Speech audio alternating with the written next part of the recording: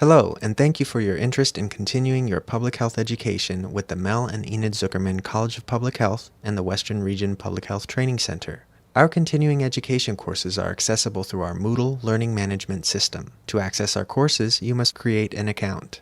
First, open a web browser and navigate to moodle.publichealth.arizona.edu. In the top right corner of the window, click Login.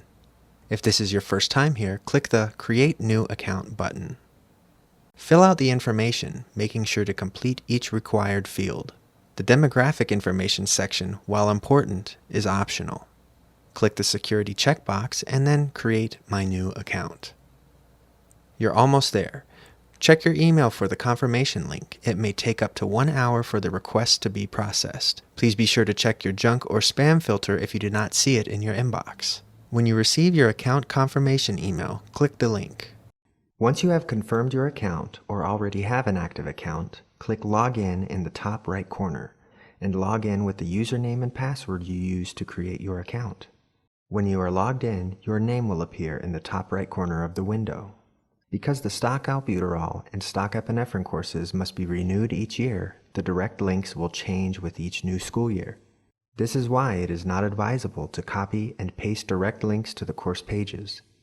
If you are trying to access the courses from direct links and receive an error message, this is likely because the link for that year has expired. The best way to access the courses is to scroll down and click on the School Health and Child Health category. This is where the current stock albuterol and stock epinephrine courses will always be found. Click on the course, scroll down to the bottom of the page, and click Enroll Me.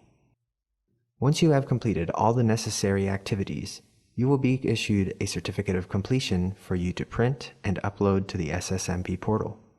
If you are unable to open the certificate of completion, this is most likely because you have not completed the required activities. The incomplete activities will be listed below the certificate of completion.